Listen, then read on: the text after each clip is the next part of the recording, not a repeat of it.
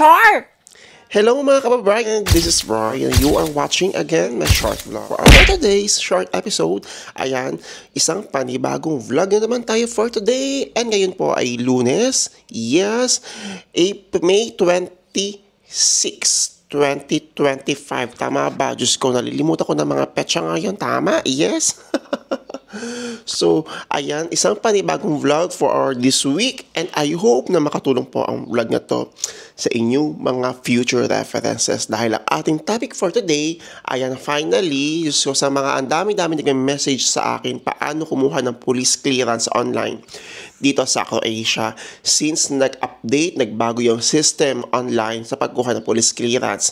So, yesterday, Sunday, finally, we found out already kung paano kumuha ng police clearance. Pangangalikot-kalikot lang natin sa online na nakita na natin kung paano siya kunin.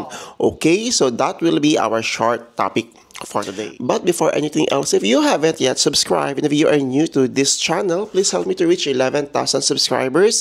Maraming salamat po again sa lahat ng mga patuloy yung nagsusubscribe at sa mga hindi po nag-i-skip ng ads sa ating mga videos. Thank you so much. So, before tayo start, ayan, ako ay may pasok pa mamaya, panghapon ulit ako, at tayo po ay nagkakape.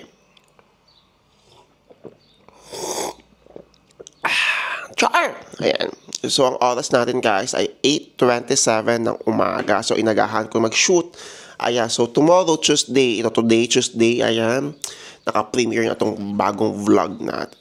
So, ang dami kasi nag-message paano kumuha ng police clearance online. Although may dalawang tutorial na akong in-upload before sa channel, same system pa rin yun. So, nag-update nga itong system ng mga pasikot-sikot paano kumuha ng police clearance. Actually, hindi naman siya naiiba doon sa first two videos na in-upload ko. Konting eklabo lang tayo, konting tsuk-tsuk lang tayo, pindot-pindot lang. And then, makakakuha na kayo ng police clearance. So, again, guys, this is a short video lang. Ipapakita ko sa inyo sa screen, yung mga screenshot na lang. Okay? Hindi na yung naka-screen record na mga habang ako'y gumagawa. Kasi, mas malilito kayo doon. So, I'll be putting sa screen yung mga screenshot kung ano yung mga pipindutin ninyo, ano yung mga itatype ninyo. Okay? But, ayan, nasa description po yung link kung saan kayo kukuha ng police clearance. So, check the description box of this vlog. Okay, so bago tayo magsimula, ayan, syempre, i-click nyo muna ang link nasa description. Pagka-click nyo, lalabas ito. Ayan, yung iGradzani. Oo, yan, ano siya, Croatian language siya. Meron dyan sa baba yung block na English. Pwede siya i-translate into English language. Pasensya na kayo. Tayo ay sinisipon, inuubo. Ayan. So, after that, pwede siyang i-screen English or Ravatsky. Lalabas dyan yung tatlong credentials, digital credentials. High level of security, significant level of security, and low level of security. Tayo po ay nasa significant level of security pa rin. So, i-click nyo yan. Pagka-click nyo yung significant level of security, ayan, lalabas dyan yung iba't ibang pangalan ng mga banks. So, maglalagin po tayo gamit ang ating bank account. So, meron dyang AGZO, M-Token, HPB, Finasoft Certificate, Zaba, PBZ, ang dami pa. OTP, ayan, Raiffeisen. So, ako naman, since ang bank ko ay PBZ, ayan, sa mga kagaya ko pong mga Pinoy, mga kabayan na nag-work dito sa Croatia na ang bank ay PBZ, syempre, ang i-press natin ay PBZ. Ayan. So, makikita nyo sa screen, guys, yung way kung paano nyo kukunin yung M-Token paano kayo makakapag-login sa police website. I'm not sure. Ayan. So, punta kayo sa PBZ application ninyo sa phone. Yes. Sa PBZ application nyo sa phone, makikita nyo sa pinakababa. Huwag kayo mag-login. Yung sa pinakababa, meron diyang hashtag with key number lucio na yung memoa. Ayan. I-click nyo yung hashtag with key. Ayan, mag-login kayo. Lalabas dyan yung first 6 digits sa taas. And then yung Zaporka, yung password na sa pinakababa. Okay? Yan ang ilalagin ninyo. So, pagka-login na ninyo, ayan, lalabas dyan yung inyong profile. Iga Danny with your name. Okay. Magkakape lang ako, wait lang. Nakakasunod ba lahat, children? Okay, nakakasunod. Pakisabi ha, pakicomment pag hindi nakakasunod. Char. So, medyo mabilis tayo. Bagal-bagal natin ito konti.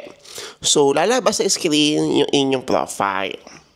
Diba, makikita nyo dyan yung pangalan ninyo. Tapos, merong pretrasite, informasiye, iusluge. Tapos, meron siyang blank. Tapos yung may profile nyo ninyo, yung profile ninyo, ayan, kung gusto nyo yung i-explore, walang problema. Pero since tayo ay kukuha ng police clearance, ayan, punta kayo dun guys sa may blank space na mayroong magnifying glass. Yes. I-type nyo dyan yung Zasnivanye. Again, same pa rin doon sa first 2 vlogs natin. Zasnivanye. Ayan, pag wala pa rin lumalabas guys, meron kayong makikita sa medyo baba. Yung I agree kay number Lu, i-click nyo lang yun para mag-proceed kayo. Hanggat sa walang lumalabas na information, i-type nyo yung Zasnivanye. Ako ata ay nakatatlong beses mag-type ng Zasnivanye bago lumabas itong nasa next screen. Ayan, yung mga Radgov HR, Obrienye, Dasene, Vodi, Kashnike Postupak, mga ganyan.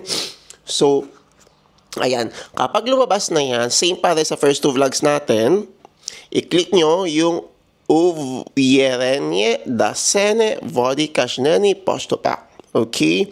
I-click yan lang. I-click nyo guys. Wala nang iba.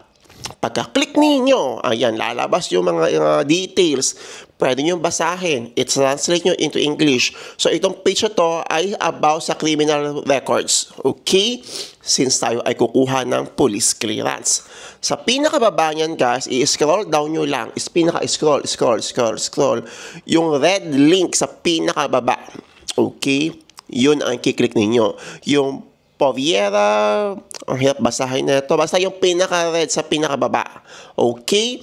And then, pagka-click ninyo, ayan.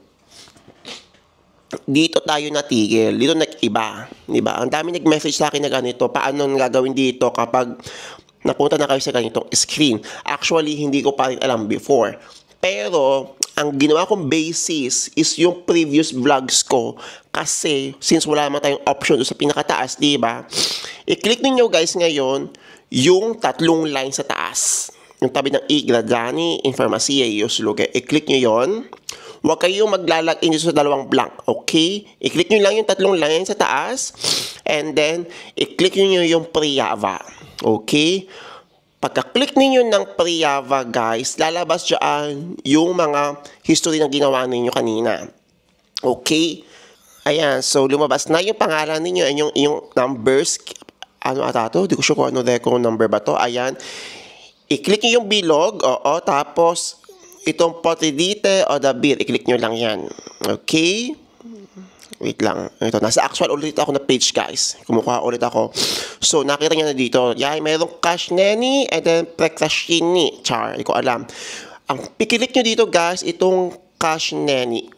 I-translate nyo na lang para alam ninyo. Okay? So, di ba doon sa first 2 vlogs natin, ang pinapindot ko sa inyo yung Zasnivanye Rodnog Odnosa. Okay? Ngayon, okay, so doon tayo natigil sa Zasnivanye Rodnog Odnosa. Tinranslate ko yan, guys. Ang ibig sabihin yan, establishing an employment relationship. Okay? So, yun ang i-click ninyo ngayon kapag kayo ay mag-a-apply. So, i-click nyo yan, Rodnog Odnosa, and type your email address. Yes, and then after that, Podneshi Zaitiev. Okay? Ayan. Lalabas ngayon dyan yung itong screen na to. Tinakluban ko na lang ibang part. Ayan. And then you can check now maybe after 2 to 5 minutes ang inyong email kung meron kayong marireceive na police clearance. So, yun lang. Super duper bilis. Super duper simple.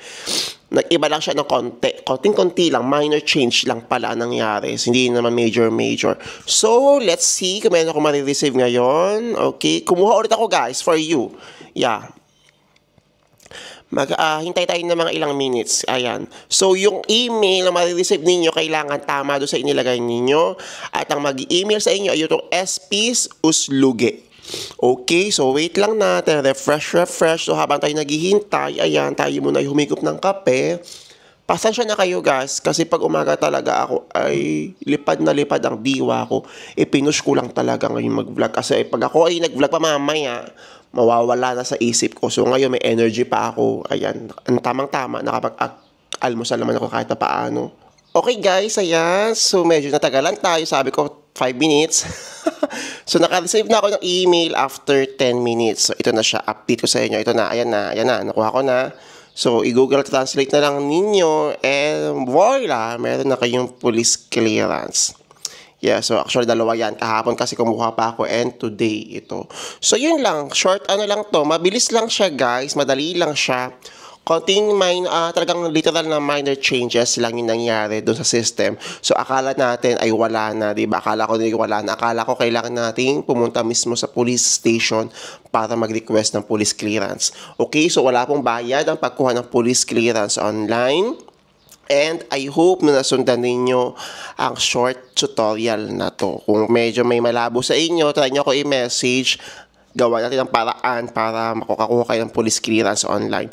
Lalo na ngayon, maraming kukuha ng mga police clearance, nagpe-prepare, ayan, sa mga mag-change na employers. Good luck sa inyo guys. And congratulations po ulit sa mga bagong dating dito sa Croatia, sa mga nandito sa Dubrovnik, sa mga na-meet ko po this past few days, mga bagong dating dito mga kabayan. Welcome po and enjoy your first season. And maraming salamat po ulit sa panonood po ng mga vlogs na ina-upload ko dito sa YouTube. So, thank you so much. So, guys, yun lang. I hope na nakatulong ang short vlog na to sa inyong mga future reference sa mga pagkuha ninyo ng police clearance.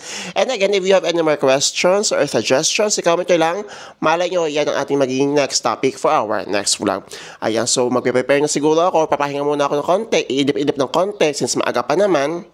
Yeah, at medyo inaantok pa rin talaga ako. So, I'll be uploading this video today, Tuesday. Yeah, so good luck.